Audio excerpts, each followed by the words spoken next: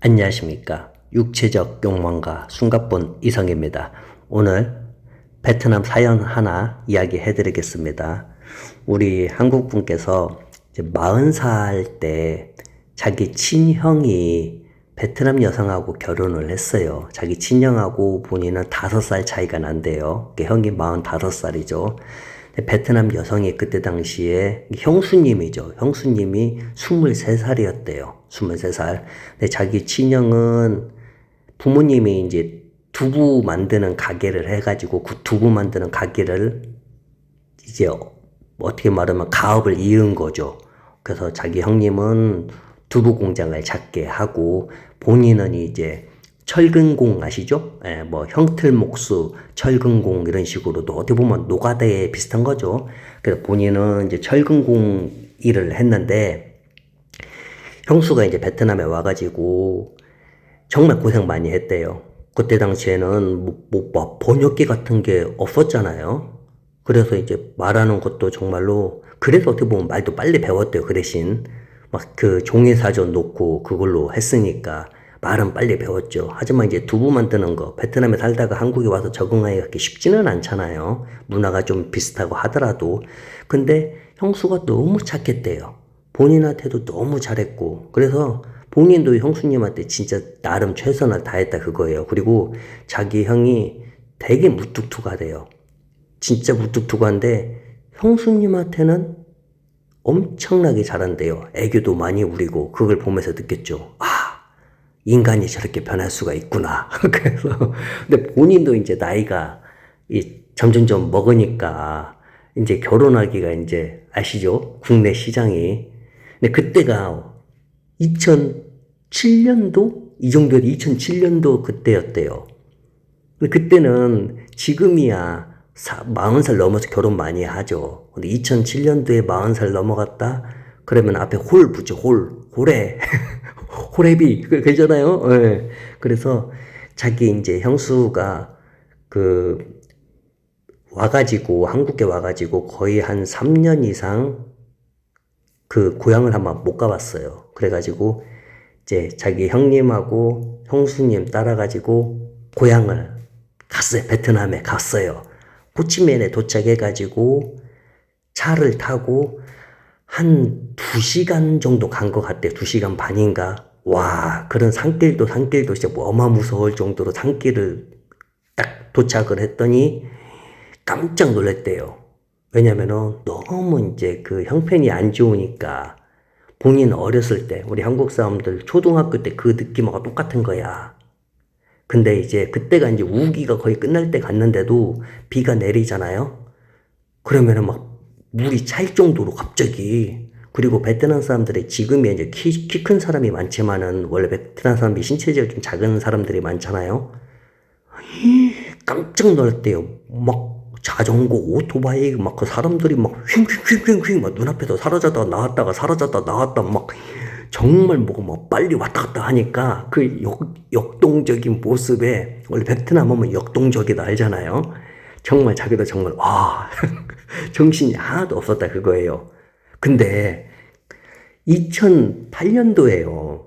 이분이 그 철근공 했다고 했잖아요. 철근. 그때 본인 월급이요.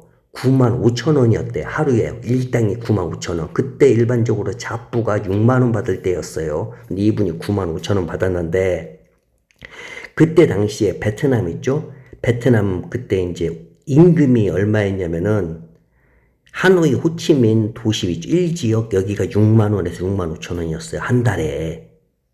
그러니까 한국분이 하루에 받을 것을 베트남 사람들은 한 달 일해야 한다 그거죠. 그때 이 지역 하이퐁, 다낭, 호치민 외곽이죠. 외곽. 여기는 5만 4천 원 이 정도 받고 그 다음에 기타 3지역은 4만 8천 원 이 정도였단 말이야. 또 베트남의 물가가 지금도 그렇게 비싸진 않지만 그때 당시엔 더욱더 저렴했단 말이에요. 그냥 아니 갑자기 베트남에 왔는데 막 본인이 부르주아가 된 느낌 그 정도로. 근데 대박은 뭐냐면 이제 동네 와서 한국에서 이것저것 이제 선물을 가져왔잖아요. 와, 동네 사람들이 거의 한 30명, 40명이 몰려온 거예요. 다 구경으로. 그리고 또 그 동네 왜 이렇게 처자들이 많아? 처자들도 와가지고 막 웃고 자기네끼리 한국 사람이라고 베트남 말 얘기하는데, 근데 아마 그때 당시에 휴대폰으로 그 구글 번역기가 안 됐어요. 왜냐면은 우리 그 스마트폰이 있죠. 이게 2010년도 1월 출시란 말이에요. 아이폰은 2011년 2월 출시여서 아마 그때 번역기가 2010년, 2011년 됐으니까 이때 당시에도 여전히 그거였단 말이에요. 사전 있죠? 사전 시대였단 말이야. 컴퓨터는 제가 알기로 2008년 9월인가 2009년 1월부터 컴퓨터로는 근데 뭐 근다고 뭐 컴퓨터를 들고 다닐 수도 없는 거고, 그러잖아요? 그러니까 여전히 대화하기가 어려웠어요. 그러니까 대화하기가 어려운 만큼, 그만큼 서로에 대한 호기심이 많았을 때 그때였죠. 그러니까 우리 한국분, 우리 결혼하지 않은 동생분은, 와, 신세계에 온 거야. 그냥 막 바깥에 돌아다녀서 사람들이 다 쳐다보고, 왜냐면 또 입는 옷 스타일이 또 나름 또 다르잖아요. 식당 가가지고 형수님이랑 같이 식당 가서 쌀국수 먹는데 막 쌀국수 산 주인들이 이제 같은 동네잖아요. 알잖아요. 한국에서 오랜만에 왔다. 남편이다. 이게 남동생이다. 근데 남동생한테 막 관심을 동네 여성분들이 다 갖는 거야. 결혼했냐? 몇 살이냐? 왜 이렇게 잘생겼냐? 왜 이렇게 튼튼하냐? 키가 크냐?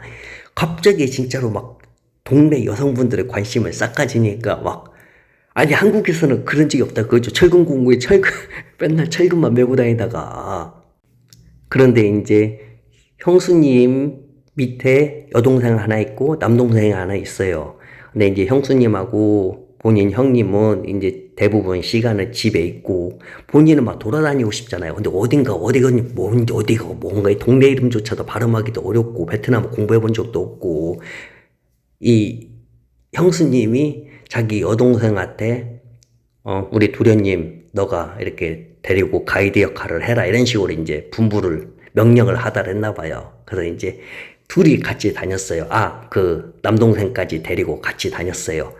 근데 그렇게 다니다 보니까 이게 본인이 나이만 40대지 완전 베트남에 오니까 애기가 된 거야. 말도 못하지. 어디가 어디지 모르지. 뭐 사는 것도 어렵지. 근데 형수님 여동생은 베트남 사람이잖아요. 뭐 딱딱딱딱딱딱 뭐 사람 먹고 싶어 코코콜라 뭐 딱딱 뭐 꺽꺽 다 돼버리는 거야. 그러니까 너무 위대해 보이는 거야. 그 작고 아담한 여성분이 너무 위대하고 너무 존경스러워 보이는 거죠. 그래서 완전 뿅뿅 된 거예요. 근데 이 형수님하고 자기 형님하고 한국에서 그랬대요. 도련님을 자기 여동생 소개시켜주는 게 어떠냐고. 자기 여동생이 착하고, 그리고 도련님도 사람이 착하니까 둘이 괜찮을 것 같다고 한번 가서 한번 이렇게 보자고. 근데 그걸 도련님한테 이제 얘기를 안 한 거죠. 그래서 와가지고, 근데 이제 자기 여동생한테 말을 했어요. 우리 도련님 소개시켜 줄 거니까 어떤지 보라고. 근데 여동생도 도련님한테 뿅뿅 이렇게 된 거예요. 그래가지고 진짜 생각도 못하게 베트남에 그냥 형수님 따라 형님 따라서 베트남 곳이란 거 대체 어떤 곳인가 신기해서 갔는데 거기에서 배필을 만난 거죠. 그렇게 해서 이제 두 분이 결혼을 했어요. 근데 시간이 지나고 지금까지 그 형님하고 형수님은 한국에서 계속 살고 아이를 낳고 본인은 베트남에서 지금까지 아이를 낳고 베트남에서 살고 있어요. 참 이게 인생 어떻게 될지 모른다니까요. 지금은 그렇게 막 베트남 여성과 결혼하려면은 국제결혼 막 이것저것 신경 써서 골치 아프잖아요. 그 다음에 또 베트남 좋은 여성을 만나야 하는데 잘못 만나면 안 좋은 여성 만나면 골치도 아프고 그러잖아요. 왜냐면 얼굴에 뭐 착한 여성, 나쁜 여성 써있지가 않으니까. 근데 그때 당시에는 너무 착한 여성이 많았어. 근데 지금은 너무 신문물, 이 문물이 좋아가지고, 어떤 기계 같은 거 좋으니까 막 번역기 또 인터넷 세상으로 해가지고 다른 나라는 어떠고 한국은 월급이 어떠고 중국은 월급, 일본은 물가가 어떠고 이런 걸 다 알아버린다 그거죠. 근데 그때는 그런 거 몰랐잖아. 그러니까 그때는 진심과 진심으로 만났기 때문에 정말로 결혼을 하면 행복한 가정이 많았다 그거죠. 그러니까 어떻게 보면 참 예전에 결혼해서 예전 사람으로 태어났어야 돼. 그게 어떻게 보면 행복할 수도 있었다. 자, 어쨌든 이런 또 아름다운 사연 하나 가져왔습니다. 자, 그럼 좋은 날 되시고, 댓글 잘 읽었고, 댓글 너무 감사드립니다. 자, 그럼 좋은 날 되십시오. 또 다른 이야기 찾아뵐게요. 안녕히 계세요.